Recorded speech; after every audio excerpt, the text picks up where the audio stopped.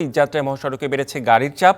এদিকে সড়ক দুর্ঘটনা ও যানবাহনের চাপে বঙ্গবন্ধু সেতুর পূর্ব প্রান্ত থেকে রাবনা পর্যন্ত থেমে থেমে চলে যানবাহন।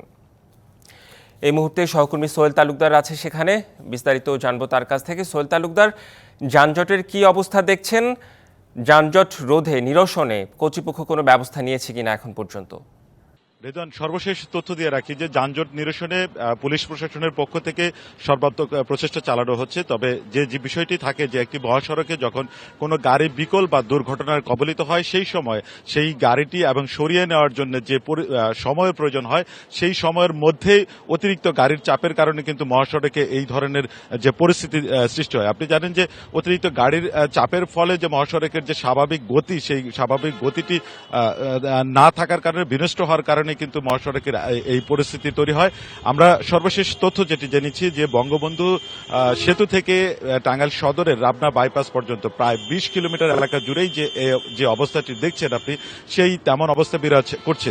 আর এটির সূত্রপাত যদি বলি, গতকাল মধ্যরাত থেকে বঙ্গবন্ধু সেতু যে মহাসড়কটি রয়েছে সেই মহাসড়ক এবং সেতুর উপরে একাধিক দুর্ঘটনা এবং গাড়ি বিকল হওয়ার ফলেই কিন্তু এই পরিস্থিতির সৃষ্টি হয়েছে। গাড়ি বিকল হওয়ার ফলে আমরা যে বিষয়টি জানতে পেরেছি, প্রায় 2.5 ঘন্টার মতো বঙ্গবন্ধু সেতুতে টোল আদায় কার্যক্রম যেটি ছিল সেটিও বন্ধ ছিল। আর যে তথ্যটি দিয়ে রাখি যে এই মহাসড়কে প্রায় গত 24 ঘন্টায়, আগের দিন রাত 12টা থেকে গেল রাত 12টা পর্যন্ত প্রায় 40,000-এর অধিক যানবাহন পারাপার হয়েছে। এর বিপরীতে প্রায় 3.25 কোটির অধিক যে টোল আদায় হয়েছে। আর গত মধ্যরাত থেকে নিয়ে 12টা থেকে নিয়ে সকাল 9টা পর্যন্ত প্রায় 21,000-এর অধিক যানবাহন পারাপার হয়েছে। এর বিপরীতে টোল আদায় হয়েছে প্রায় 1.5 কোটি টাকার মতো। এই যে পরিস্থিতি এবং এই পরিস্থিতির ফলে যে গতকাল মধ্যরাত থেকে এই যে এখন পর্যন্ত যে ভোগান্তিটি চলছে সেই ভোগান্তিটিতে যে ফিটনেসবিহীন যানবাহন মহাসড়কে যে গাড়ি বিকল হয়ে যাওয়া দুর্ঘটনা, সেই দুর্ঘটনার খবরে কিন্তু হয়েছে।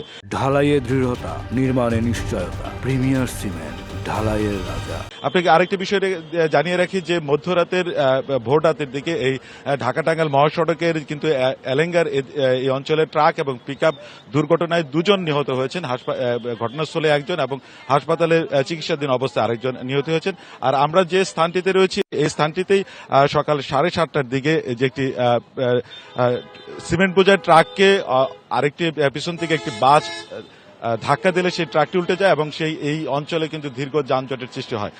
আর পাশাপাশি যে এই সেতু কর্তৃপক্ষ যে বিষয়টি বলছেন যে যখন উত্তরমুখী গাড়ির চাপ বেশি থাকে, তারা যে সেতুর যে ধারণ ক্ষমতা সেই ধারণ ক্ষমতার অধিক যখন যানবাহন চলে আসে সেই যানবাহন কিন্তু যে সেতুর যে 2 লেন থাকে, দুদিক থেকে যাতায়াতের উত্তর এবং দক্ষিণ, সেই যাতায়াতটি কিন্তু একমুখী করে দেওয়া হয়। সে কারণে যে আঞ্চলিক যে সড়কগুলি রয়েছে, যে ঢাকামুখী আঞ্চলিক যে সড়কগুলি রয়েছে সেই সড়কগুলো কিন্তু ব্যাপক যানজটের আমরা পরিস্থিতি লক্ষ্য করেছি।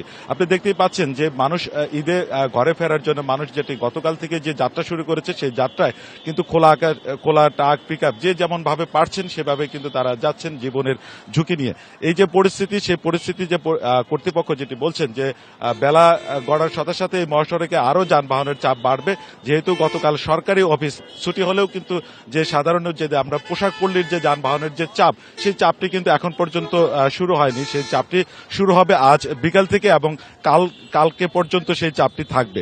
এবং এই যে মহাসড়কে যারা যাচ্ছেন এর মধ্যে আমরা বলে রাখি যে আরো ভোগান্তির যেটি কারণ হয়ে দাঁড়িয়েছে সেটি ক্ষণে ক্ষণে যেটি বৃষ্টি হচ্ছে, যে আবহাওয়ার বৈরিতা, বৃষ্টির কারণে কিন্তু যারা ঈদে ঘরে বাড়ি ফিরছেন তাদের কিন্তু ভোগান্তি পোহাতে হচ্ছে। রেদওয়ান, এই ছিল আমার কাছে সর্বশেষ তথ্য। আরো কোনো তথ্য থাকলে বিস্তারিত আপনার মাধ্যমে জানিয়ে দেওয়া হবে। নিশ্চয়ই, আমরাও জেনে নিতে চাই। আপনাকে অনেক ধন্যবাদ বিস্তারিত জানানোর জন্য।